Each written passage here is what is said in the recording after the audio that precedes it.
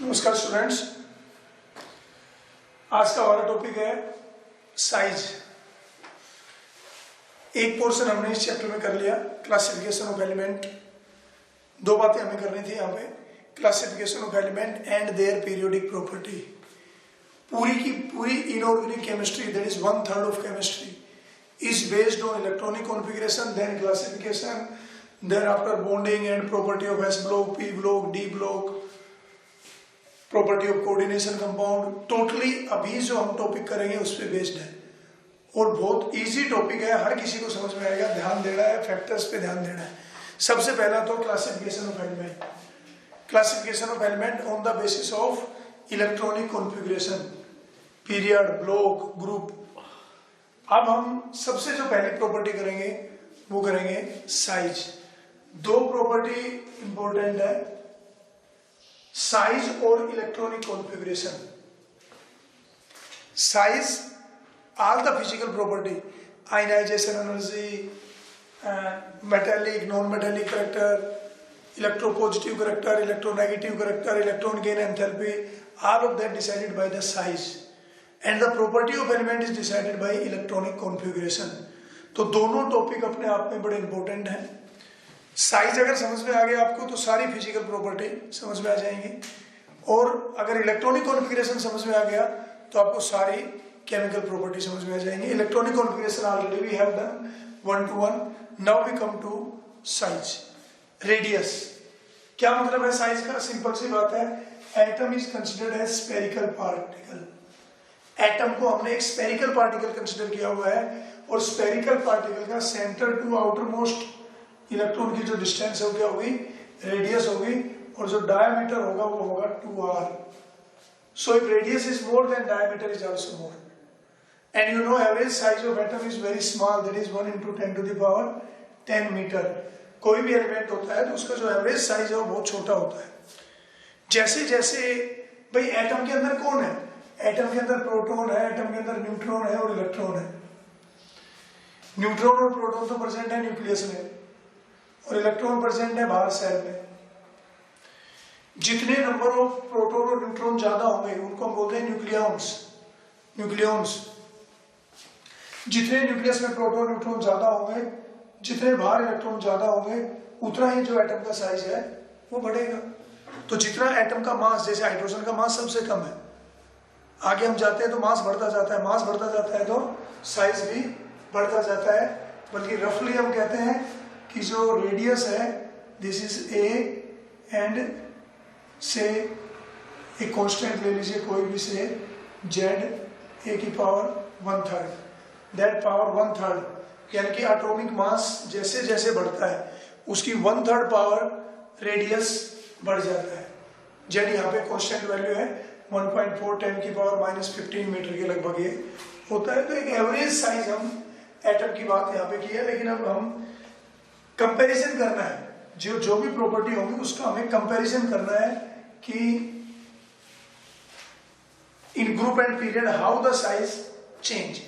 तो साइज को स्टडी करने से पहले एक वैसे बड़ा टिपिकल सी बात है कि एटम के अंदर प्रोटॉन और न्यूट्रॉन है, न्यूक्लियस के अंदर प्रोटॉन और न्यूट्रॉन है, और इलेक्ट्रॉन रिवॉल्व कर रहे हैं अराउंड द न्यूक्लियस।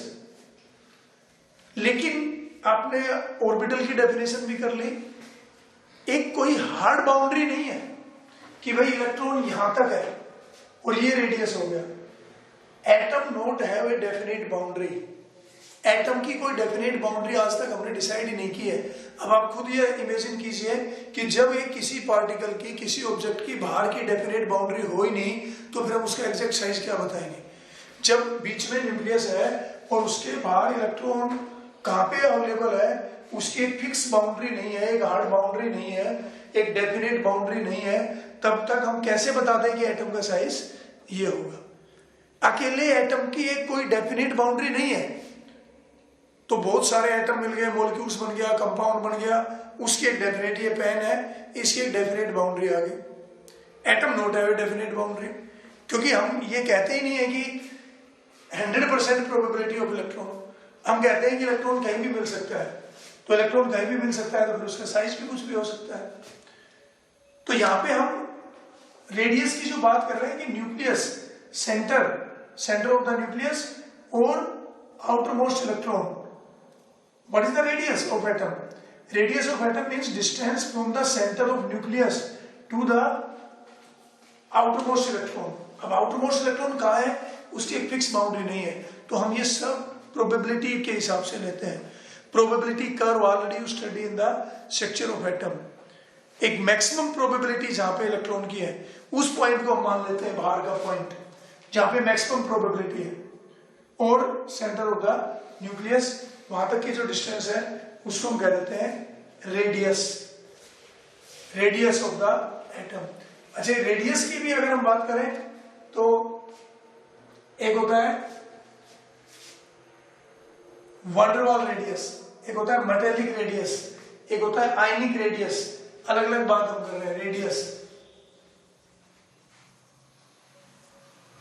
एक है आपका कोवेलेंट रेडियस,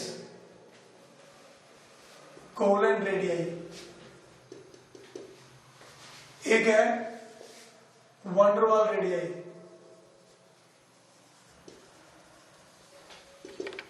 एक है आपका मेटेलिक रेडियाई. मेटेलिक रेडियाई और इसको क्रिस्टलाइन रेडियाई भी बोलते हैं. और वैसे अगर हम बात करें तो सारे के सारे क्या है, एटॉमिक रेडियस है. एटॉमिक रेडियस, एटॉमिक रेडियस की अभी हम बात कर रहे हैं कि centre of the nucleus to the outermost electron. Distance from centre of the nucleus to the outermost electron is known as atomic radius. अब कोवेलेंट रेडियाई, वंडरवाल रेडियाई और मेटेलिक रेडियाई में, क्योंकि हम size की बात कर रहे हैं तो पहले हमें रेडियाई का पता होना चाहिए.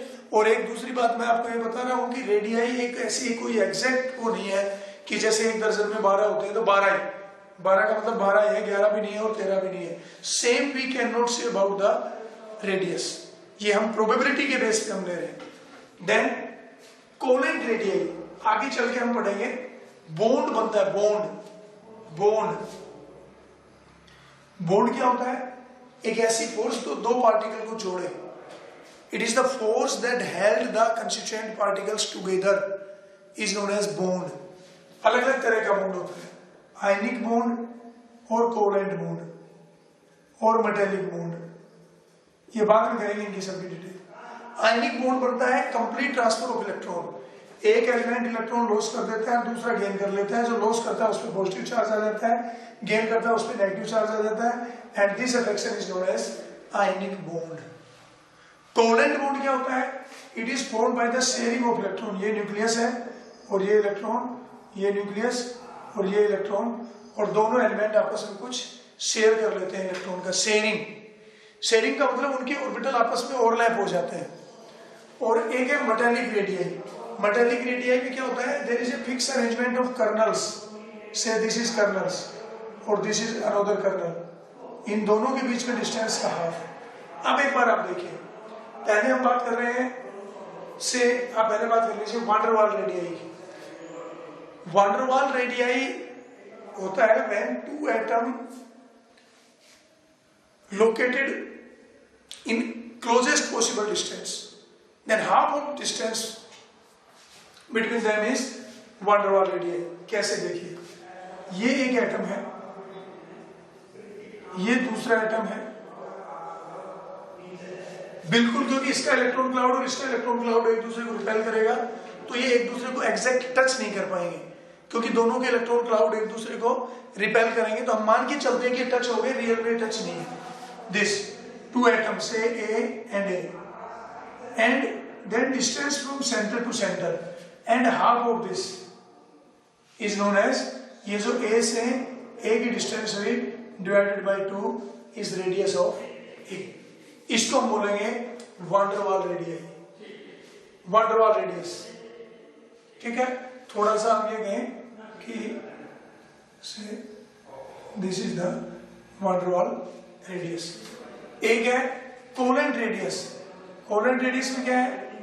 ये एक एटम है, दूसरा एटम ये है, और दोनों ने इलेक्ट्रॉन शेयर कर लिए.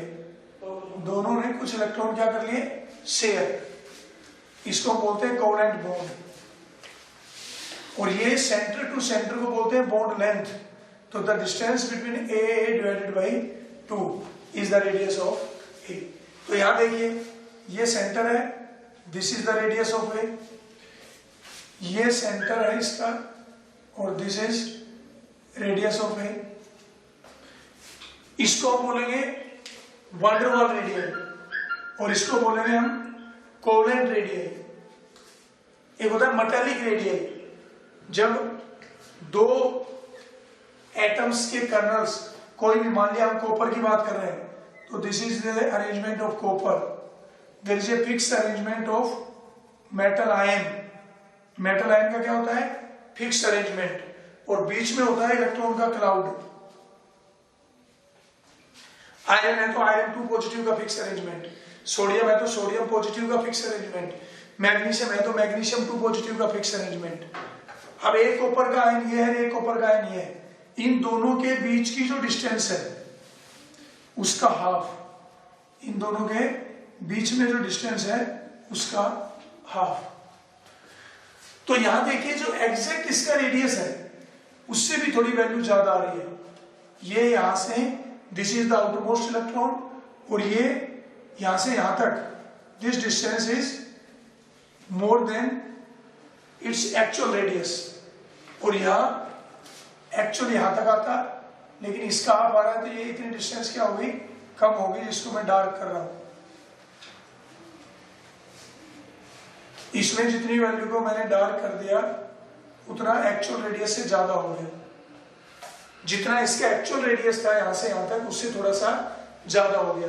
इसमें जितना एक्चुअल रेडियस था इतना, उससे थोड़ा सा कम हो गया, और उसमें उतना ही रहता है।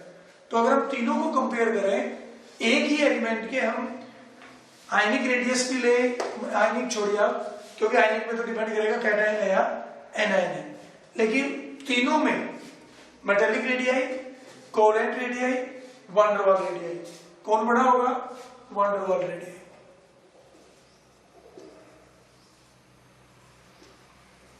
Van der Waals radii is more than metallic radii, and then covalent radii. Covalent जो फोर्स होती है, they are stronger force as comparison to metallic force. तो कोवेलेंट बॉन्ड जब बनता है तो एटम ज्यादा क्लोज आ जाते हैं, फिर उसका आप हाफ ऑफ डिस्टेंस करोगे, दो एटम के बीच में कोवेलेंट बॉन्ड बन गया, उसका half of distance is covalent radii. Metals के कर्नल के बीच की डिस्टेंस का हाफ मेटालिक रेडियाई, और दो एटम जब बिना किसी बॉन्ड बनाए एक दूसरे के क्लोज रखे हुए हैं, उसकी half of distance is van der Waals radii. तो एक ही एलिमेंट का अगर हम मेटालिक रेडियाई लिखें, उसी एलिमेंट का वैन डर वाल रेडियाई लें और उसी एलिमेंट का कोवेलेंट रेडियाई लें, तो कोवेलेंट रेडियाई की वैल्यू सबसे छोटी होगी और वैन डर वाल रेडियाई की वैल्यू सबसे ज्यादा होगी। और इसी वजह से अलग अलग रेडियाई, बल्कि आपकी अलग अलग बुक में भी आप पढ़ोगे, कोई एग्जैक्ट वैल्यू नहीं, जरूरी नहीं है कि मैं यहाँ पे किसी एटम का साइज 1.2 एंगस्ट्रॉम बताऊं और आपको आपकी बुक में भी 1.2 ही मिले, काफी वेरिएशन मिल जाता है। उस वेरिएशन की एक तो ये वजह है कि एग्जैक्ट साइज की वैल्यू हम बता ही नहीं सकते हैं। दूसरी बात ये है, थोड़ा वेरिएशन इसलिए भी मिल सकता है कि कई बार हम किसी एलिमेंट का एटॉमिक रेडियाई रिपोर्ट कर देते हैं, कई बार हम उसका कोवेलेंट रेडियाई रिपोर्ट कर देते हैं, और van der Waals radii. Atomic radii का मतलब यहाँ पे मेटालिक रेडियाई से। आप ये देखिए, एक तो आपने क्या किया, सेंटर टू ये, दिस इज रेडियस, और एक दो के बीच का हाफ ले लो ये, तो ये वैल्यू इतनी ज्यादा हो जाएगी, तो this is van der Waals radii. ये जो रेडियस है इससे वैन डर वाल रेडियाई ज्यादा हो जाएगा, और दो के बीच में अगर शेयरिंग हो गई, इसका आप हाफ करोगे तो इतनी वैल्यू कम होगी जितनी वैल्यू यहाँ इतनी ज्यादा हुई थी। तो एक ही एलिमेंट का मेटालिक रेडियाई अगर हम लें, उसी का फिर कोवेलेंट रेडियाई लें तो लेंथ कम होगी, और वैन डर वाल रेडियाई लें तो ज्यादा होगी। और ज्यादातर हमारे जो मेटल्स हैं, ये इधर एस ब्लॉक में, इधर डी ब्लॉक में, एफ ब्लॉक में मेटल्स हैं, इनका नॉर्मली हम मेटालिक रेडियाई रिपोर्ट करते हैं। और जो ये कोवेलेंट बॉन्ड बनाते हैं नॉन मेटल, जैसे हाइड्रोजन में कोवैलेंट बॉन्ड बना लिया, H और H के बीच की बॉन्ड लेंथ उसका हाफ डिस्टेंस, ऑक्सीजन ने बॉन्ड बना लिया, नाइट्रोजन ने बॉन्ड बना लिया, तो वो क्या होगा, कोवैलेंट रेडियाई रिप्रेजेंट करेंगे। और जो ये 18वां ग्रुप है नोबल गैस, जो बॉन्ड बनाता ही नहीं है, उसका हम वैन वाल रेडियाई रिपोर्ट करते हैं। ज्यादातर केसेस में for metals we use metallic radii, for non metal that make the covalent compound we use covalent radii, and the noble gases that is 18th group that not make the bond, उसके लिए हम क्या represent करते हैं, उसके लिए हम represent करते हैं van der Waals radii, and the value of van der Waals radii is more than metallic radii then covalent radii. Covalent radii की वैल्यू सबसे छोटी होगी। अब एक बात और करनी है, क्योंकि साइज को डिसाइड करने से पहले we should know about effective nuclear charge. एक होता है न्यूक्लियर चार्ज और एक होता है इफेक्टिव न्यूक्लियर चार्ज। बिल्कुल सिंपल सी बातें हैं। ये न्यूक्लियस है, न्यूक्लियस में प्रोटॉन और न्यूट्रॉन है, neutron is neutral in charge and proton is positive charge, और एक प्रोटॉन पे 1 यूनिट पॉजिटिव चार्ज होगा। अगर किसी एटम के अंदर इससे it have 5 proton then it have 5 unit positive charge, if it have 10 proton it have 10 unit positive charge. This is said atomic number. Atomic number is the number of unit positive charge in the nucleus of a atom, और आप ये कह सकते हो atomic number is equal to the number of proton present in the nucleus of a atom, and number of electrons are equal to number of proton, because electron have negative charge and proton have positive charge. Total positive charge and negative charge is same, so atom is neutral. Neutron पे कोई charge होता नहीं है, proton पे positive, electron पे negative charge, and you know opposite charge always attract. Positive और negative charge में हमेशा क्या होगी, अट्रैक्शन होगी। उस अट्रैक्शन को, वो अट्रैक्शन डिसाइड करेगी बहुत सारी फिजिकल प्रॉपर्टी। अपोजिट चार्ज है, पॉजिटिव और नेगेटिव, रिपल्सन भी होगी। न्यूक्लियस के अंदर प्रोटॉन है तो पॉजिटिव पॉजिटिव की रिपल्सन भी होगी, इस इलेक्ट्रॉन और इस इलेक्ट्रॉन की रिपल्सन भी होगी। लेकिन मैं बात कर रहा हूँ न्यूक्लियस और बाहर के इलेक्ट्रॉन के बीच में क्या हो रहा है, इलेक्ट्रॉन इलेक्ट्रॉन की रिपल्सन हो रही है, प्रोटॉन प्रोटॉन की भी रिपल्सन हो रही है। लेकिन न्यूक्लियस और सेल के इलेक्ट्रॉन का क्या हो रहा है, न्यूक्लियस और सेल के इलेक्ट्रॉन आपस में क्या कर रहे हैं, अट्रैक्ट कर रहे हैं। अब इंपॉर्टेंट बात यहाँ पे ये है, मान लिया आपके पास यहाँ पे न्यूक्लियस में 5 प्रोटॉन है। अब 5 प्रोटॉन अगर है तो 5 प्रोटॉन का मतलब कितने यूनिट पॉजिटिव चार्ज हो गया। If there are 5 proton means they have 5 unit positive charge and 2 electron is there and 3 electron is there. क्योंकि टोटल अगर इसमें 5 प्रोटॉन है तो number of electron is also 5। Out of these 5 electrons, 2 electrons are present in first cell and 3 electrons are present in second cell. 2s2 2p1. This is 1s2 and this is 2s2 2p1. अब देखिए क्या ये जो 5 प्रोटॉन है, इन 5 proton की और इन electron की अट्रैक्शन और इन 5 प्रोटॉन और इन 3 इलेक्ट्रॉन की अट्रैक्शन सेम है?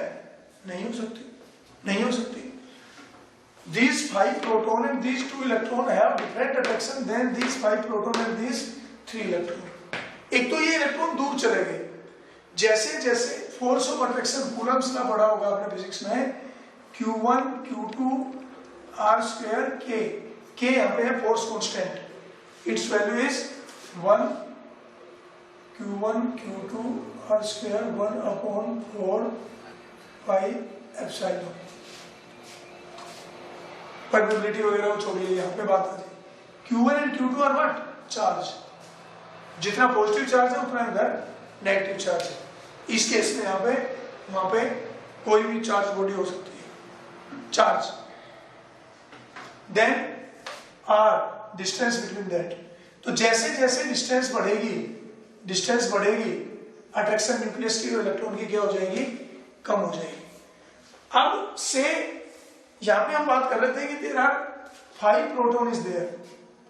अब 5 प्रोटॉन का यहाँ पे पूरा इफेक्ट नहीं है, यहाँ पे पूरा इफेक्ट नहीं है, और आगे अगर हम बात कर ले, मान लिया इसमें 50 प्रोटॉन हो जाते हैं, 50 प्रोटॉन हो जाते हैं, तो इलेक्ट्रॉन में कितने होंगे? 50 इलेक्ट्रॉन होंगे। अब जितना इस न्यूक्लियस का इफेक्ट पहली सेल पे है उतना दूसरी पे नहीं होगा, उतना तीसरी पे नहीं होगा, चौथी पे नहीं होगा, पांचवी पे नहीं होगा, छठी पे नहीं होगा। जैसे जैसे न्यूक्लियस से दूर जाएंगे न्यूक्लियस का जो इफेक्ट है वो कम होता जाएगा। एक तो वो कम हो रहा है डिस्टेंस की वजह से, डिस्टेंस के बढ़ने से इलेक्ट्रोस्टैटिक फोर्स ऑफ अट्रैक्शन कम हो रही है, वो फैक्टर तो हो गया अलग। एक और इंपॉर्टेंट फैक्टर यहां पे आता है, that is known as shielding effect. Shielding effect या स्क्रीनिंग इफेक्ट। शील्ड करना किसी चीज को, स्क्रीन करना, बड़ा इंपॉर्टेंट फैक्टर है, क्योंकि आयनाइजेशन एनर्जी और बहुत सारी बातें आएंगी जो इसमें एक्सप्लेन होंगी। क्या होता है शील्डिंग, क्या होता है स्क्रीनिंग? स्क्रीन का मतलब पर्दा। पर्दा क्या करता है? पर्दा किसी चीज को ढक लेता है। कोई चीज आपको दिखाई दे रही है, पर्दा हो गया तो आपको दिखाई नहीं देगी या कम दिखाई देगी। सील्ड कर लिया उसको, this is known as shielding, बचाव कर लेना किसी चीज से। अब मान लिया आपके और मेरे बीच में मैं आपको दिखाई दे रहा हूं, अगर बीच में हम कोई पर्दा कर देते हैं तो फिर वो शील्ड हो गया, स्क्रीन हो गया, आपको नहीं दिखाई देगा।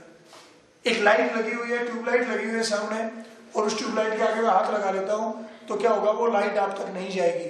तो मेरे हाथ ने क्या कर लिया, उस लाइट को शील्ड कर लिया, स्क्रीन कर लिया, पर्दा कर दिया। ऐसा यहां हो रहा है। अगर मैं बात करता हूं इस इलेक्ट्रॉन की, तो अंदर वाली सेल के जो इलेक्ट्रॉन है, अंदर वाली सेल के जो इलेक्ट्रॉन्स हैं वो इस इलेक्ट्रॉन के लिए न्यूक्लियर अट्रैक्शन को कम कर रहे हैं। एक तो अट्रैक्शन है, this is positive charge and this is negative, तो पॉजिटिव नेगेटिव में अट्रैक्शन होगी। दूसरा, electron repel each other, electron repel each other. बाहर वाले इलेक्ट्रॉन से प्रॉब्लम नहीं है, इस इलेक्ट्रॉन के बाहर जो इलेक्ट्रॉन है उससे कोई दिक्कत नहीं आ रही है। आप जब कहीं बैठे हो और आगे आप कोई पिक्चर देख रहे हो, टीवी देख रहे हो, तो आपसे पीछे कोई बैठ के टीवी देख रहा है, उससे आपको दिक्कत नहीं है। आपके आगे जो बैठा है उसको आप कहोगे भाई गर्दन इधर कर ले, गर्दन इधर कर ले, क्योंकि वो आपको देखने नहीं दे रहा, वो आपको शील्ड कर रहा है, पर्दा कर रहा है, स्क्रीन कर रहा है। ऐसे क्या हो रहा है, ये जो न्यूक्लियस है, आउटर इलेक्ट्रॉन, ये जो इलेक्ट्रॉन है आउटर इलेक्ट्रॉन, इसके और न्यूक्लियस के बीच में ये इलेक्ट्रॉन आ रहे हैं और ये इस इलेक्ट्रॉन को रिपेल करके रिपल्सन की वजह से इस अट्रैक्शन को कम कर रहे हैं। This is known as shielding effect, this is known as screening effect. कैसे डिफाइन करें हम इसको? What is shielding effect? The electron present in inner shell repel the outer electron that reduce the attraction between nucleus and that electron is known as shielding effect, screening effect. एक हम कहते हैं effective nuclear charge.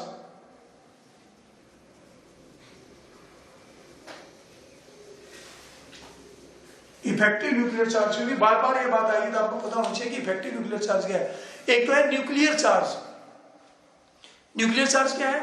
Nucleus के अंदर जितने proton है, 5 प्रोटॉन है तो 5 यूनिट पॉजिटिव, 10 प्रोटॉन है तो 10 यूनिट पॉजिटिव, 20 प्रोटॉन है तो 20 पॉजिटिव।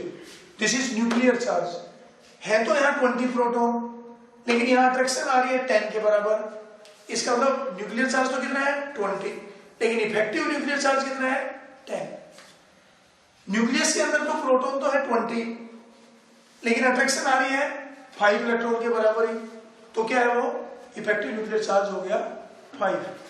इफेक्टिव न्यूक्लियर चार्ज का मतलब क्या हुआ? न्यूक्लियर चार्ज एक है effective nuclear charge is equal to nuclear charge minus shielding constant,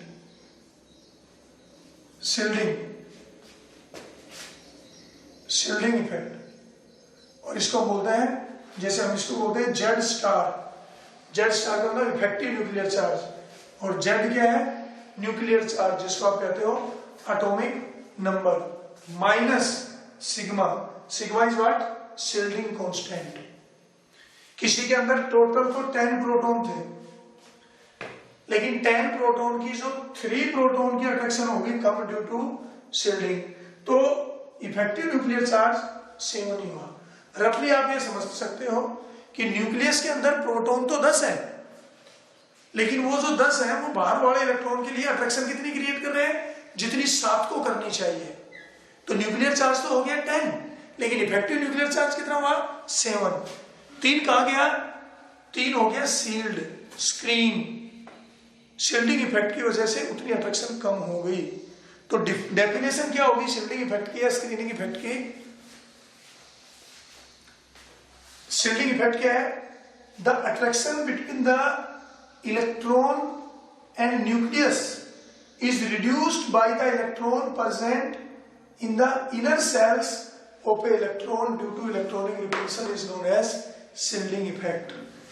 इस इलेक्ट्रॉन के लिए न्यूक्लियस की अट्रैक्शन को जो इनर इलेक्ट्रॉन है वो कम कर रहे हैं, this is known as shielding effect. तो न्यूक्लियर चार्ज ज्यादा होना चाहिए, लेकिन उससे ज्यादा इंपॉर्टेंट बात है इफेक्टिव न्यूक्लियर चार्ज ज्यादा होना चाहिए। इफेक्टिव न्यूक्लियर चार्ज का मतलब एक्चुअल में कितना इफेक्ट आ रहा है इस पे, और जैसे जैसे आप दूर जाओगे इफेक्टिव न्यूक्लियर चार्ज कम होता जाएगा, शील्डिंग इफेक्ट कम होता जाएगा। किस किस बात पे डिपेंड करता है शील्डिंग इफेक्ट? शील्डिंग इफेक्ट एक तो डिपेंड करता है साइज पे। Shielding effect on which factor shielding effect depend? First it depend on size. Size एक बात ध्यान रहे, n सेल में अगर कोई इलेक्ट्रॉन है तो जो n-1 या n-2 या जो भी इनर सेल है वही इसको शील्ड करेंगे, बाहर वाले शील्ड नहीं करेंगे। शील्डिंग इफेक्ट में सिर्फ इनर इलेक्ट्रॉन का इफेक्ट काउंट होगा, उससे बाहर जो इलेक्ट्रॉन है, अब जैसे हम बात कर रहे हैं से इफ इट इज से 1s2 2s2 2p6 3s2 3p1, अगर आप इस 3s के इलेक्ट्रॉन की बात कर रहे हो तो 3s के इलेक्ट्रॉन को 3p शील्ड नहीं करेगा, अंदर वाले शील्ड करेंगे, बाहर वाला शील्ड नहीं करेगा। अगर आप 2p के लिए बात कर रहे हो तो 2p के लिए 1s2 2s2 शील्ड करेगा, जो बाहर वाले इलेक्ट्रॉन है वो इसको शील्ड नहीं करेंगे, वो इसको स्क्रीन नहीं करेंगे। तो जो स्क्रीनिंग इफेक्ट होता है, जो शील्डिंग इफेक्ट होता है, वो इनर इलेक्ट्रॉन्स का होता है।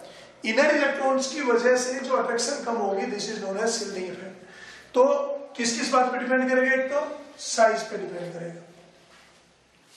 Smaller will be the size, more will be the shielding effect. क्यों? क्योंकि जितना साइज छोटा होगा उतना ही वो न्यूक्लियस के नजदीक होगा।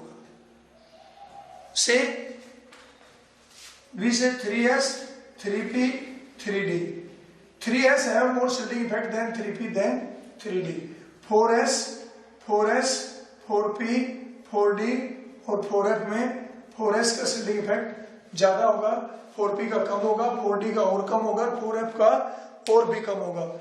एक तो जैसे जैसे न्यूक्लियस से दूर जाओगे शील्डिंग इफेक्ट कम होता जाएगा, सॉरी शील्डिंग इफेक्ट ज्यादा होता जाएगा। न्यूक्लियस से दूर जा रहे हो, पास आ रहे हो? अगर न्यूक्लियस से दूर जा रहे हो तो शील्डिंग इफेक्ट कम होता जाएगा, कम। ये यहां पे मान लिया कोई लाइट ग्लो कर रहा है, बल्ब जला हुआ है, और मैं यहां हाथ लगा लेता हूं एक, और एक मैं यहां हाथ लगाता हूं, कब ज्यादा शील्ड करेगा? जब पास में होगा तब। जितना मैं दूर हूं तो फिर भी आपको इधर उधर से दिखाई दे जाएगा, जैसे जैसे मैं पास आता जाऊंगा जो यहाँ की लाइट है वो ज्यादा शील्ड होगी। तो the orbital which are more close to the nucleus shield more as comparison to the electron या न्यूक्लियर ऑर्बिटल्स या shells which are far from the nucleus. तो अगर हम कंपेरिजन करें, दूसरा हम इसको ये भी कह सकते हैं penetration power. Penetration power, penetration power का क्या मतलब होता है? किसी के अंदर पेनिट्रेट करना, भेदना, किसी के अंदर घुस जाना, छुप जाना। Nearness to the nucleus, nucleus के जितना ज्यादा क्लोज है उतना ही उसकी पेनिट्रेशन पावर ज्यादा है। More close to the nucleus means more penetration power. तो जितना न्यूक्लियस के ज्यादा क्लोज होगा उतनी पेनिट्रेशन पावर ज्यादा होगी। s ऑर्बिटल है more penetration power than p than d than f। ये सारा आपने एटॉमिक स्ट्रक्चर में किया था। नील बोर मॉडल की जब कैलकुलेशन थी, प्रोबेबिलिटी कर्व जब हम कर रहे थे, तो वहां पे आपने देखा था 2s का electron of 2s orbital spend more time to the nucleus as comparison to the 2p. 2s का इलेक्ट्रॉन 2p की बजाय न्यूक्लियस के पास ज्यादा टाइम स्पेंड करता है। इसका मतलब the electron of 2s have more penetration power than 2p। s की पेनिट्रेशन पावर ज्यादा है, फिर p की, फिर d की, फिर f की। जितनी पेनिट्रेशन पावर ज्यादा होगी वो न्यूक्लियस के ज्यादा क्लोज होगा, और न्यूक्लियस के ज्यादा क्लोज होगा तो उसका शिल्डिंग इफेक्ट ज्यादा होगा। तो जितना साइज छोटा होगा शिल्डिंग इफेक्ट ज्यादा होगा, जितना पेनिट्रेशन पावर ज्यादा होगी शिल्डिंग इफेक्ट ज्यादा होगा। दूसरा, अगर हम आउटर मोस्ट इलेक्ट्रॉन की बात करें, if electron present in S subshell, if electron present in S subshell then it will enter into NS. इससे बाहर कोई इलेक्ट्रॉन है ही नहीं। इसका मतलब एनएस वाला इलेक्ट्रॉन कभी किसी को शील्ड नहीं करेगा। क्यों नहीं करेगा? क्योंकि इससे बाहर कोई है ही नहीं। ये न्यूक्लियस है और मान लिया ये इलेक्ट्रॉन है, यहाँ लास्ट इलेक्ट्रॉन ये है, तो ये वाला इलेक्ट्रॉन किसी को शील्ड नहीं करेगा, और इस इलेक्ट्रॉन को सभी शील्ड कर रहे हैं। जो सबसे पीछे बैठा है वो किसी को शील्ड नहीं कर रहा है क्योंकि उसके पीछे कोई है ही नहीं, लेकिन उससे आगे वाले सारे उसको शील्ड कर रहे हैं। तो एनएस इलेक्ट्रॉन अगर कोई है तो वो किसी को शील्ड नहीं करेगा, इसको सब शील्ड कर रहे हैं। अगर कोई इलेक्ट्रॉन एनपी में भी है तो इसको सब शील्ड कर रहे हैं, लेकिन ये किसी को शील्ड नहीं कर रहा, क्योंकि जब इलेक्ट्रॉन एस में जाता है या पी में जाता है तो आउटर मोस्ट में जाता है, सबसे लास्ट में जाता है। लेकिन जब इलेक्ट्रॉन जा रहा है n-1d में, तो इससे पहले इलेक्ट्रॉन ns में जा चुके। So the electron present in n-1d will shield ns।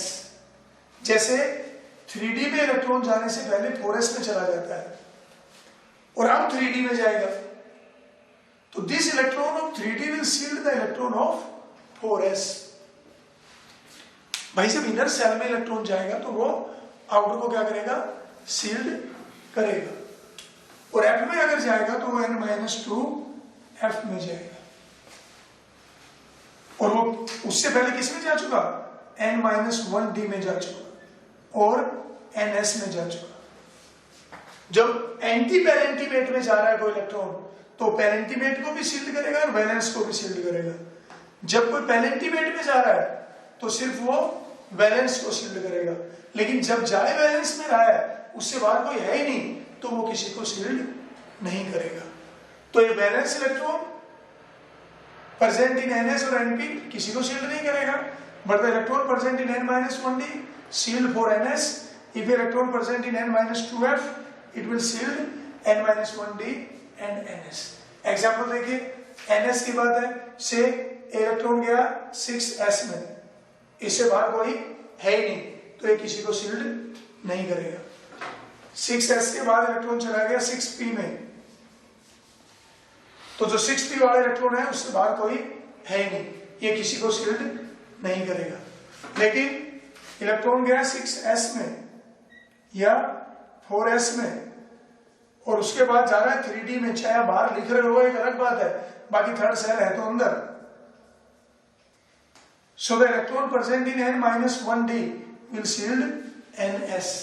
3d का इलेक्ट्रॉन 4s को शील्ड करेगा, 4d का 5s को शील्ड करेगा, 5d का 6s को शील्ड करेगा, 6d का 7s को शील्ड करेगा। एक इलेक्ट्रॉन गया 4f में, उससे पहले 5d में जा चुका और उससे पहले 6s में जा चुका, तो ns तो ये है, लेकिन इसको ये भी शील्ड करेगा, ये भी शील्ड करेगा। तो जब f सब सेल में जाएगा, f सब सेल में जाएगा तो n-1d और ns को शील्ड करेगा। 4f वाला इलेक्ट्रॉन 5d और 6s को शील्ड करेगा। जहां पे 5d में इलेक्ट्रॉन ही नहीं है तो फिर शील्ड नहीं करेगा। ऐसे ही जब आप 5f में इलेक्ट्रॉन डालते हो तो उससे पहले 6 और 7s में जा चुका होता है तो वो उसको शील्ड करेगा। तो the electron present in inner shell shield its outer electron, so one depend on size, smaller will be the size, more will be the shielding effect। इसीलिए f का जो shielding effect है वो d के comparison में कम हो जाता है क्योंकि उसका साइज बड़ा हो जाता है। More will be the penetration power, more will be the shielding effect, and that also depend on number of electron in inner shell. एक आपका है 3d1 4s2, one is 3d5 4s2 and one is 3d9 4s2।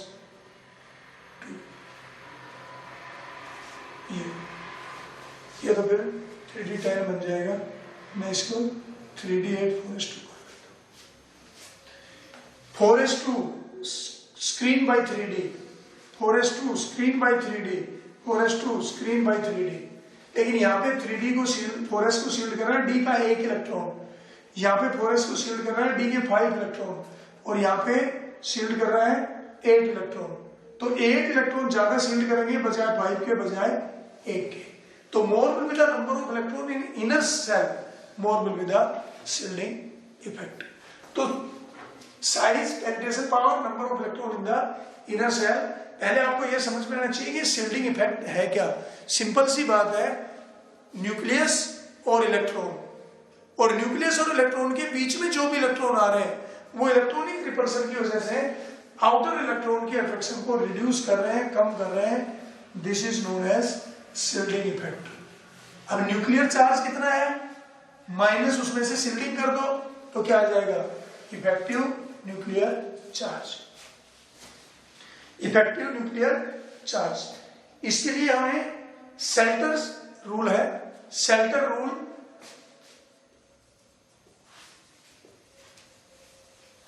For effective nuclear charge calculation. Effective nuclear charge की जब आपको calculation करनी है तो हम शेल्टर रूल लगाते हैं। स्लेटर रूल बोलेंगे हम इसको, स्लेटर रूल क्या है। पहले तो सबसे पहला पॉइंट है, write the electronic configuration in group wise, like 1s 2s 2p 3s 3p 3d अलग, 4s 4p 4d और 4f अलग। s और p एक ग्रुप में है और d और f, 3f तो होता नहीं है, 4d और 4f जैसे आ गया, 4d 4f ये एक ग्रुप में है। यानी कि हमें सेल वाइज लिख लेना है। हालांकि इलेक्ट्रॉन की फीलिंग हम कैसे करते हैं, इलेक्ट्रॉन की फीलिंग हम करते हैं एनर्जी वाइज, n+l रूल से। लेकिन जब आपको शील्डिंग इफेक्ट निकालना है तो इलेक्ट्रॉनिक कॉन्फ़िगरेशन लिख लेनी है सेल वाइज। और सेल में, सब सेल में s और p सब सेल को हम एक ग्रुप में लेंगे। और एक बार फिर से देखिए कैसे लिखोगे आप। सबसे पहले में 1s एक ग्रुप हो गया, 2s 2p 3s 3p, then 3d अकेला है, 4s 4p 4d और 4f, then 5s। Energy wise नहीं लिख रहे हम, ये सेल वाइज लिख रहे हैं।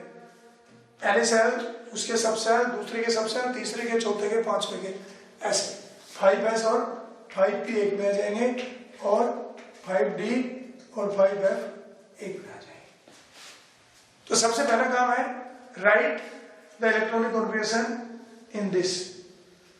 देन इलेक्ट्रॉन, ये न्यूक्लियस है और ये इलेक्ट्रॉन है।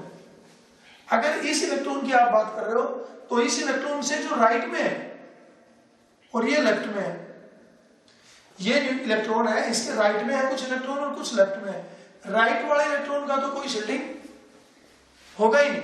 अगर आप इस इलेक्ट्रॉन की बात कर रहे हैं और इस इलेक्ट्रॉन से राइट में कोई इलेक्ट्रॉन है, इससे बाहर कोई इलेक्ट्रॉन है, they will not shield this electron, only the electron present. अब मान लिया हम बात कर रहे हैं 3d इलेक्ट्रॉन की, तो 3d के लिए इधर के जो सेल है, इधर का जो ग्रुप हो गया वो शील्ड नहीं करेगा, अंदर वाला शील्ड करेगा। अगर आप बात करो मान लिया 3s की, तो 3s के लिए जो अंदर, इससे बाहर जो भी रह गए, 3p भी आ गया उसमें, 3p 3d 4s 4p, ये कोई उसको शील्ड नहीं करेंगे, अंदर वाले उसको शील्ड करेंगे। तो सबसे पहला काम है कि इलेक्ट्रॉनिक कॉन्फ़िगरेशन को इस तरीके से लिख दिए।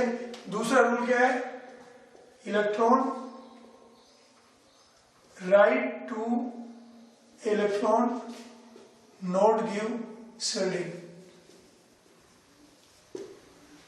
वो जो भी इलेक्ट्रॉन है उस इलेक्ट्रॉन से राइट में जो इलेक्ट्रॉन है वो कोई शिल्डिंग नहीं क्रिएट करेंगे, कोई शिल्डिंग क्रिएट नहीं करेंगे। देन एस और पी के लिए हम अलग रूल बनाएंगे, डी और एफ के लिए अलग बनाएंगे। Then electron in n s and n p या in s and p group,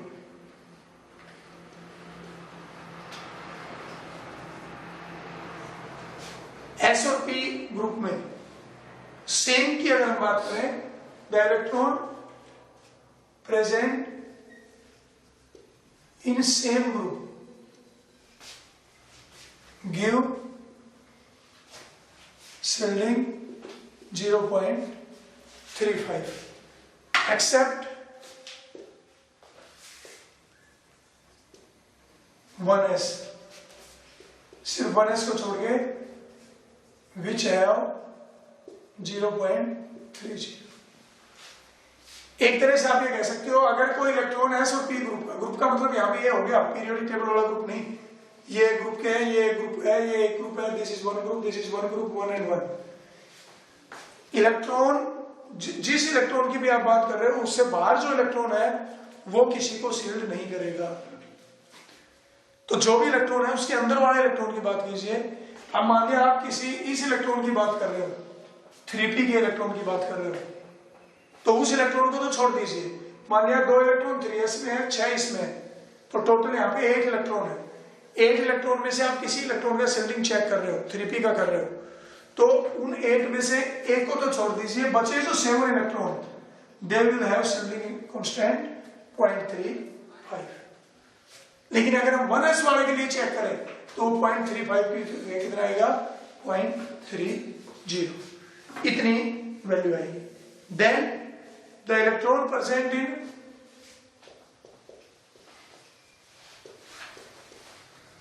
n-1 group के अंदर जो भी है हैव शिल्डिंग 0.85। उनका शिल्डिंग कितना, बहुत इंपॉर्टेंट टॉपिक है, 0.85। अगर n-1 में है और जो बच गए any other, that is n-2 और अदर, n-2 और उससे अंदर जो भी बच गए हैव शिल्डिंग 1, पूरा का पूरा शिल्डिंग।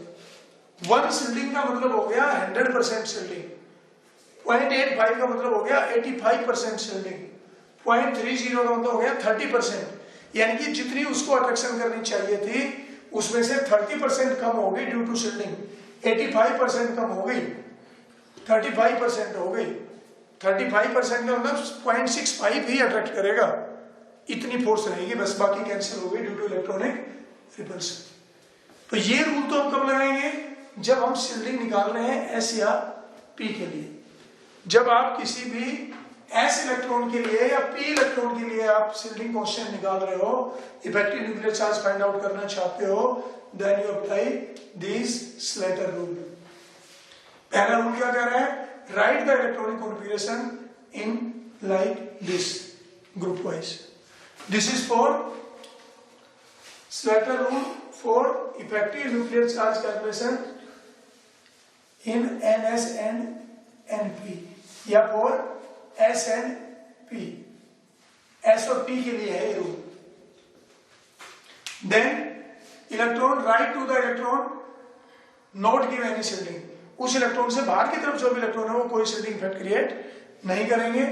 तीसरा, the electron present in the same group have 0.35 shielding except 1s that have 0.30, and the electron present in inner cell have 0.85 and further inner have shielding full, that is 1। ये rule किसके लिए है, ये rule है आपका S और P के लिए। For D and F.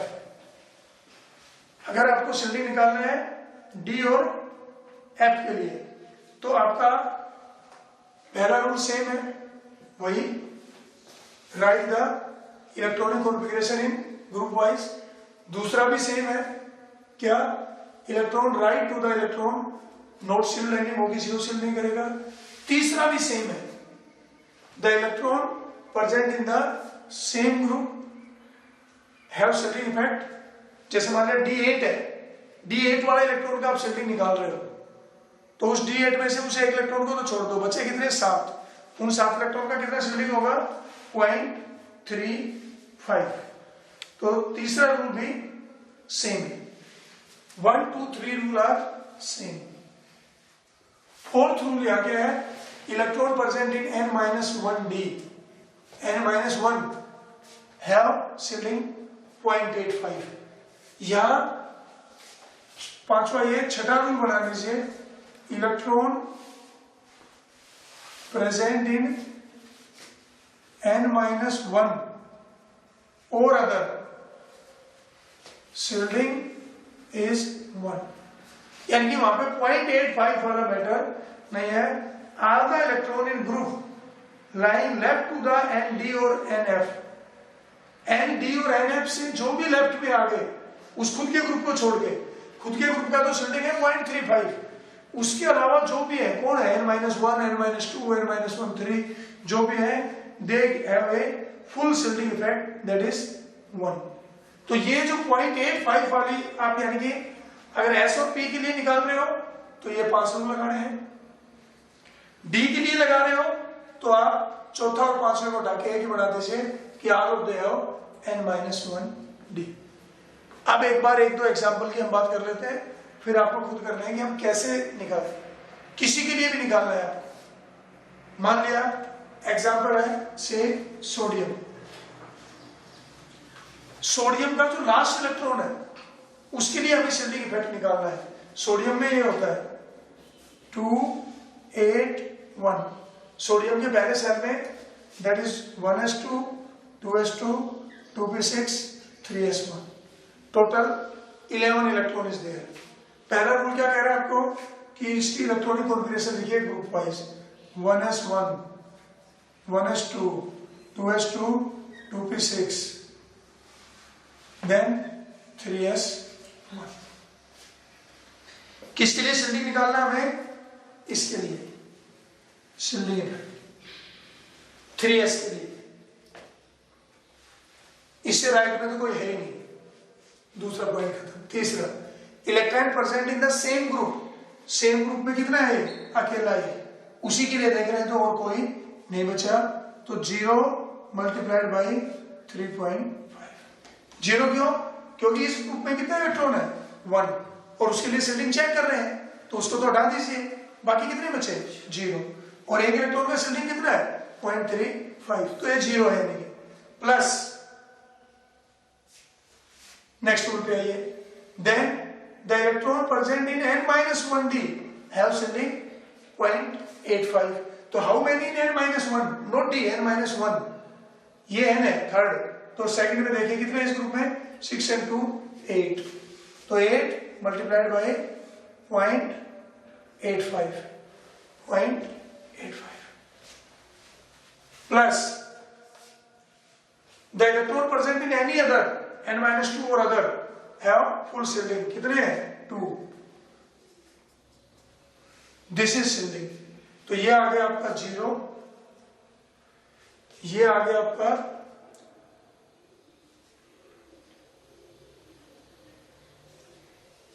6.8 plus 2 8.8, 8.8 calculation देखना है, अगर कोई गड़बड़ हो तो कर लेना अपने से। Then what is effective nuclear charge, total nuclear charge in the nucleus of sodium, in the nucleus of sodium there are 11 proton, तो इफेक्टिव चार्ज कैसा आएगा, न्यूक्लियर चार्ज 11 माइनस 8.8, कितना बच गया 2.2।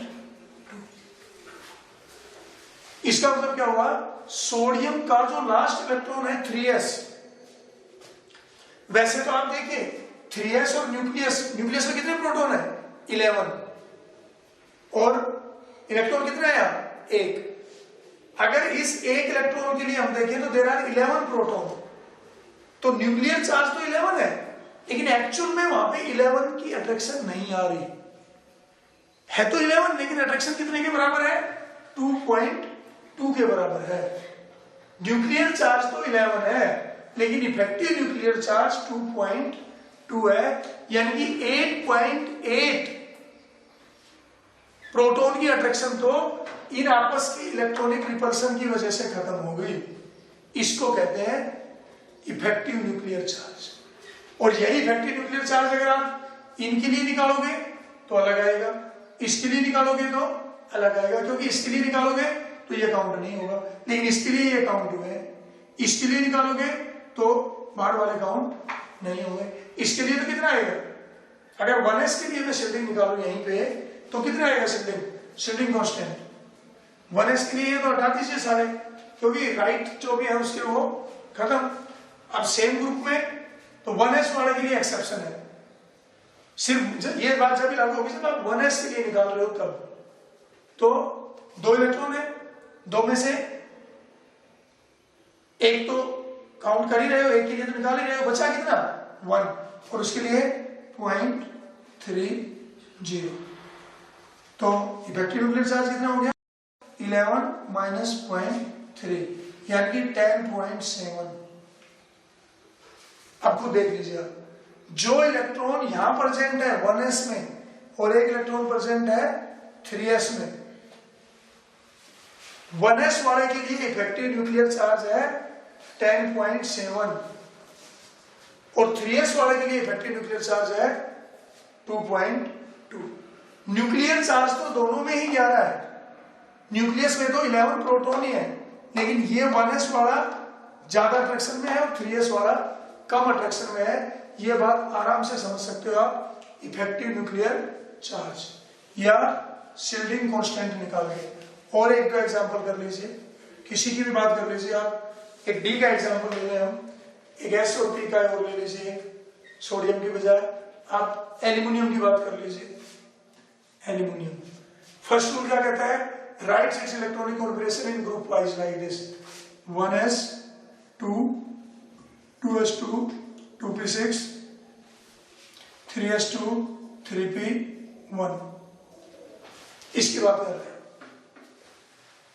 अब इसमें क्या होगा देखिए, ग्रुप वाइज ये न्यूक्लियस है, ये इलेक्ट्रॉन है प्रेजेंट 1s2, अगर हम सेल की बात करें तो 2 8 3 ये इलेक्ट्रॉन।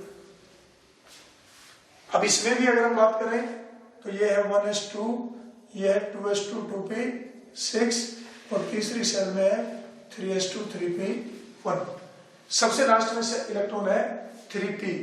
प्रोटॉन बात करें हीलियम में एल्यूमिनियम में तो देयर आर 13 प्रोटॉन, 13 प्रोटॉन है। तो इस इलेक्ट्रॉन को भी 13 प्रोटॉन अट्रैक्ट कर रहे हैं, इनको भी और इनको भी, लेकिन डिफरेंस है। किस बात का डिफरेंस है, इफेक्टिव न्यूक्लियर चार्ज का, शिल्डिंग इफेक्ट का निकालिए। हम इसके लिए निकालना चाहते हैं 3p के लिए शिल्डिंग कांस्टेंट कितना आएगा, सेम ग्रुप में कितने हैं 1 और 2 3 में से एक को तो हटा दीजिए, तो इसके लिए चेक कर रहे हैं कितने बचे 2, ये 2 कितना शिल्ड करेंगे 0.35। Electron present with in same group for s and p shield 0.35 plus the electron present in n-1d, that is this 8 multiplied by 0.85 और further inner 2 multiplied by 1 कितना आ गया, ये 7, फिर 7 हो गया प्लस 0.7 हो गया, ये कितना आया था 6.8 आया था 6.8, ठीक है। और ये हो गया 2, तो ये हो गया 2 और 6 8.8 और 9.5। Then effective nuclear charge is 13 minus 9.5. So this become 3.5. इसका मतलब वैसे तो लास्ट वाले इलेक्ट्रॉन के लिए 13 प्रोटॉन है, लेकिन जो इफेक्टिव न्यूक्लियर चार्ज आ रहा है लास्ट वाले इलेक्ट्रॉन के लिए वो कितना है 3.5। और यही इफेक्टिव न्यूक्लियर चार्ज आप इनके लिए निकालिए। यही इफेक्टिव न्यूक्लियर चार्ज अगर मैं इसकी बजाय इनके लिए निकालता हूं, इनके लिए निकालेंगे तो क्या होगा, ये काउंट नहीं होंगे क्योंकि ये तो बाहर है, ये तो उसको शील्ड कर ही नहीं रहे। सेम ग्रुप में देखिए कितने हैं 6 and 2 मीन्स 8 में से 1 माइनस कर दीजिए 7 multiplied by 0.35 because the electron present in same group give the shielding 0.35। तो ये तो हो गया shielding within same group. Then inner वाला कितना करता है 0.85, इनर सेल वाला 0.85 कितना हुआ 7 35 3 2.5। तो ये हो गया सेम ग्रुप का 2.45 और ये हो गया 0 1.7। तो 1.7 and 2 3 4.35। then effective nuclear charge is 13 minus 4.35 तो 8.65 बचा। तो अब देखिए अब हीलियम में लिथियम में अगर हम न्यूक्लियस लिथियम की इसकी एल्यूमिनियम की इलेक्ट्रॉनिक कॉन्फ़िगरेशन है, बीच में न्यूक्लियस है, 13 proton is there and 1s2 2s2 2p6 3s2 3p1। अगर मैं इस 3p1 वाले के लिए देखता हूं तो इफेक्टिव न्यूक्लियर चार्ज आता है 3.5 और अगर मैं इनमें से किसी एक के लिए देखता हूं तो इफेक्टिव न्यूक्लियर चार्ज आता है 8.65 और अगर मैं इस 1s वाले के लिए चेक करूं तो 13 तो एटॉमिक नंबर है ही माइनस सेम ग्रुप का है, इसमें तो 0.3 होगा 0.3 तो ये हो जाएगा 12.7। तो the electron present in 1s2 have effective nuclear charge 12.7. The electron present in this group 2s and 2p have 8.65 and the electron present in 3p have 3.5। बिल्कुल एकदम क्लियर है कि जैसे जैसे न्यूक्लियस से दूर जा रहे हैं इफेक्टिव न्यूक्लियर चार्ज कम होता है। न्यूक्लियर चार्ज तो वही है, न्यूक्लियर चार्ज का मतलब तो न्यूक्लियस के अंदर चार्ज, न्यूक्लियस के अंदर तो चार्ज 13 ही है, लेकिन जैसे जैसे दूर जाएंगे उसका इफेक्ट कम होता जा रहा है। जैसे क्लास में टीचर पढ़ा रहा है आगे बोर्ड के पास, तो जो सबसे पास वाली टेबल है उसके ऊपर उस टीचर का ज्यादा ध्यान है, ज्यादा कंट्रोल है, उससे पिछली टेबल पे थोड़ा कम हो गया, लास्ट वाली टेबल पे जाते जाते और कम हो गया, इफेक्ट कम हो गया। टीचर तो वही एक ही है क्लास के अंदर। तो न्यूक्लियस के अंदर प्रोटॉन तो 30 है लेकिन उनका इफेक्ट कम होता जा रहा है। तो शील्डिंग इफेक्ट को काउंट करना और शील्डिंग इफेक्ट का इन्फ्लुएंस देखना, क्योंकि जब अट्रैक्शन कम होगी तो बाकी सारे फैक्टर पे इसका इफेक्ट आएगा, साइज पे भी आएगा, आयनाइजेशन एनर्जी पे भी आएगा, इलेक्ट्रॉन गेन एंथैल्पी पे भी आएगा। ये सारी प्रॉपर्टी हम 1 बाय 1 करेंगे। अभी मैं एक एग्जांपल और ले लेता हूं डी का, क्योंकि डी के लिए थोड़ा सा रूल अलग है, छठा एक रूल अलग है, बाकी तो 3 तो कॉमन ही है, चौथा और पांचवा मिला के एक रूल बना दिया। एक एलिमेंट ले लेते हैं हमसे जिंक, जिंक का एटॉमिक नंबर है 30। सबसे पहला काम तो है कि इसको इलेक्ट्रॉनिक कॉन्फ़िगरेशन के वे में लिखिए 1s2 2s2 2p6 group wise, ये एक ग्रुप है 3s2 3p6 3d10 ऐसे 3d10 अलग ग्रुप में आएगा, डी और एफ अलग ग्रुप में आते हैं, एस और पी सेम ग्रुप में आते हैं और डी और एफ सेम में आते हैं। अब मान लिया मेरे को शील्डिंग कांस्टेंट यूज करना है इसके लिए, तो पहला रूल तो यही हो गया कि ग्रुप वाइज लिख लिया हमने। दूसरा रूल क्या हो गया, write to this have zero shielding constant, zero shielding, उसका कोई शील्डिंग नहीं है। अब इसमें कितने बचे, इस ग्रुप में कितने इलेक्ट्रॉन है 10 में से एक हटा दो जिसके लिए you check this shielding, remaining are 9 have the shielding 0.35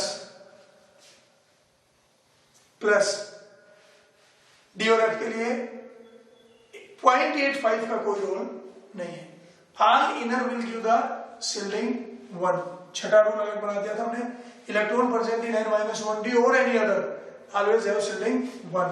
तो इसका हो गया ग्रुप का, सेम ग्रुप का। Then 8 and 8 16 and 2 18। सभी इनर का, यानी कि यहाँ पे 0.85 का कोई चक्कर नहीं है। कितना हो गया? 9 को 5 से मल्टीप्लाई करिए,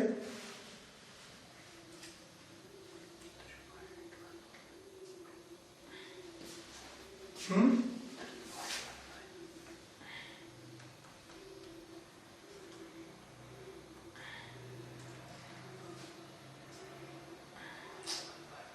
3.15 plus 18, 21.5. Then what is effective nuclear charge? Total nuclear charge is 30. Zinc minus 21.5, 9, 8.5.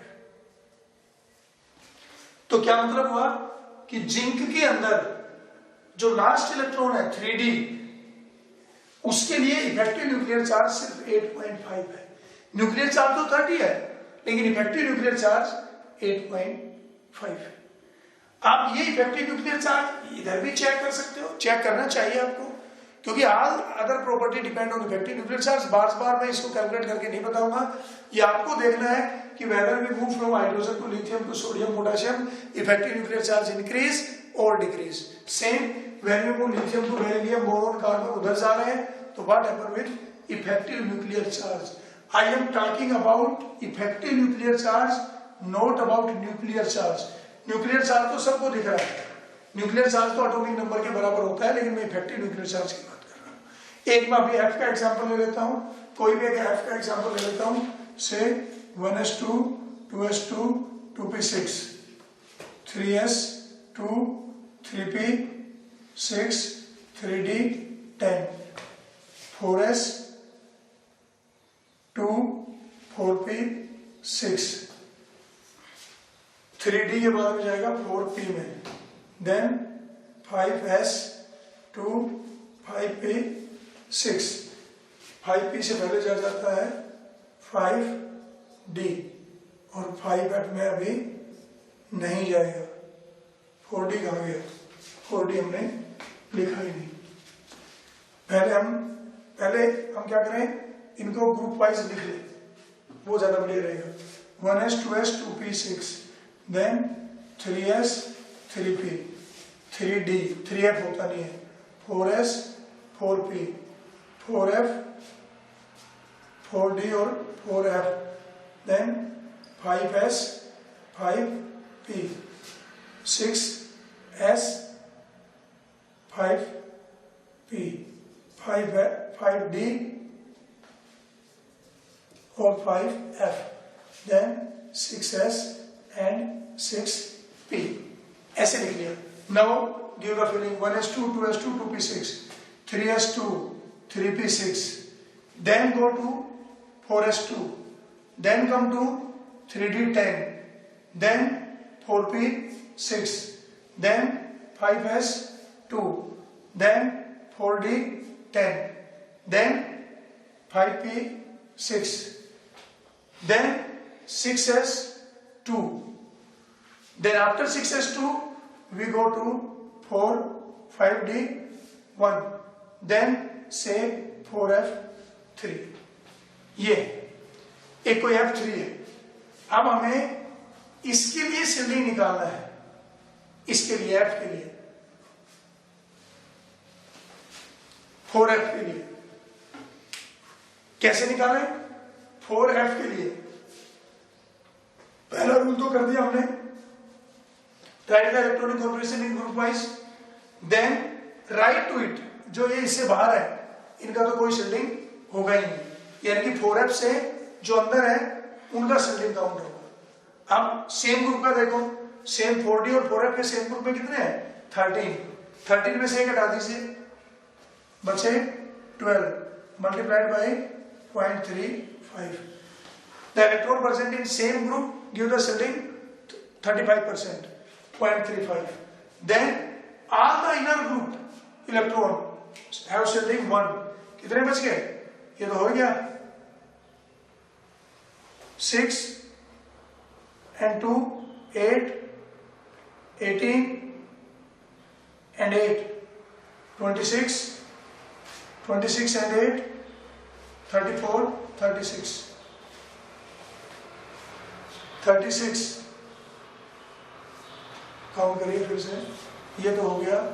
Then 8, 18, 8 and 8, 24 और 34 और 36, 36 multiplied by 1. This is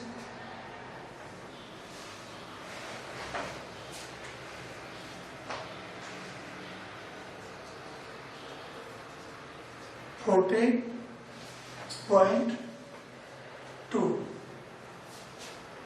40.2 will be the shielding constant. Then what is the effective nuclear charge? What is total? Total कितने हैं यहाँ पे? यहाँ तक है 36. Then 36, 46, 46, 49, 51, 57, 58, 60. 60 minus 40.2 यानी कि 19.8. तो इस एलिमेंट में न्यूक्लियस के अंदर टोटल 60 इलेक्ट्रॉन है. 60 न्यूक्लियस के अंदर 60 प्रोटॉन है. लेकिन उन 60 प्रोटॉन का अगर हम 4f पे इफेक्ट देखें तो कितना है? 19.8 इसका इफेक्टिव न्यूक्लियर चार्ज है. और ये बात ये भी देख लीजिए, एक मैं यहां निकाल रहा हूं 4f के लिए, एक मैं निकालू 4d के लिए, और एक मैं निकालू 4p के लिए, और एक निकालू 4s के लिए. अलग अलग आएगा ही आएगा. 4f के लिए तो निकाला अभी आपने.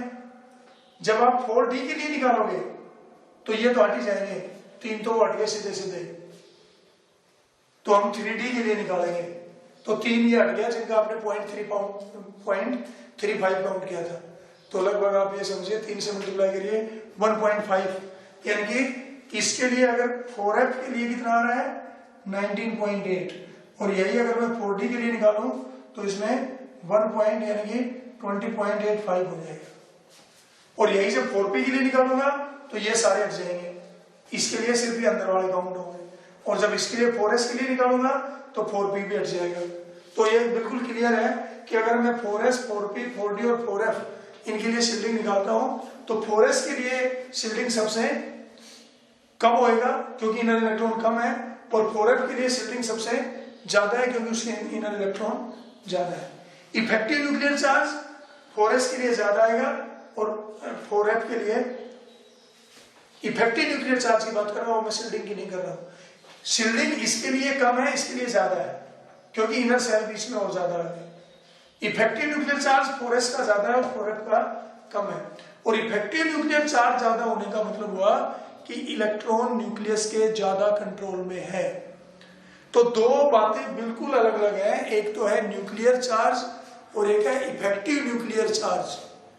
न्यूक्लियर चार्ज का मतलब तो हुआ number of proton present in nucleus, और इफेक्टिव न्यूक्लियर चार्ज का मतलब हुआ कि उस न्यूक्लियस के प्रोटॉन का इलेक्ट्रॉन पे कितना इंफ्लुएंस है, कितनी अट्रैक्शन वो क्रिएट कर रहा है. क्योंकि some attraction is cancelled out due to electronic repulsion. तो जैसे जैसे हम देखेंगे कि ये तो जो इफेक्टिव न्यूक्लियर चार्ज है उसका निकालने के लिए रूल है कि आप किस तरह से रूल निकालोगे, किस तरह से निकालोगे, सेम ग्रुप किन में लोगे, कितना किसके लिए काउंट करोगे. तो एक बात इससे क्लियर है कि अगर हम सेम सेल ले लें, सेम सेल में अगर हम काउंट करें, कंक्लूजन क्या निकला इसका? इसका कंक्लूजन ये निकला कि जैसे what are the conclusion, as we move from the nucleus, जैसे जैसे आप न्यूक्लियस से दूर जाते जाओगे इफेक्टिव न्यूक्लियर चार्ज कम होता जाएगा. एक बात. दूसरी बात, एक ही सेल के लिए मैं 2s और 2p के लिए इफेक्टिव न्यूक्लियर चार्ज निकालूं तो 2s का ज्यादा आएगा, 2p का कम आएगा. क्यों? 2p का करूंगा तो 2s काउंट होगा शील्डिंग में, लेकिन 2s के लिए करूंगा तो 2p तो उससे बाहर रह गया, इसके लिए तो सिर्फ 1s शिफ्ट करेगा। एक ही सेल के लिए मैं 4s 4p 4d अभी निकाला था, 4f का शिल्डिंग निकालूंगा तो इसका ज्यादा आएगा, इसका शिल्डिंग इसका कम आएगा, इसका ज्यादा आएगा। इफेक्टिव न्यूक्लियर चार्ज इसका कम आएगा, इसका ज्यादा आएगा। इसका मतलब S subshell have more effective nuclear charge than P than D than F। इसका मतलब S वाला इलेक्ट्रॉन ज्यादा अट्रैक्शन में है बजाय P के, बजाय D के, बजाय F के। अगर हम सेम सेल की बात करें तो न्यूक्लियस से दूर जाएंगे, इफेक्टिव न्यूक्लियर चार्ज कम होता जाएगा, यानी कि N की वैल्यू बढ़ेगी तो भी शिल्डिंग बढ़ेगा और इफेक्टिव न्यूक्लियर चार्ज कम हो जाएगा। और अगर L की वैल्यू भी इंक्रीज होती है तो भी शिल्डिंग बढ़ेगा और इफेक्टिव न्यूक्लियर चार्ज कम हो जाएगा। S के लिए इफेक्टिव न्यूक्लियर चार्ज ज्यादा है और P के लिए कम है, D और F के लिए और कम है।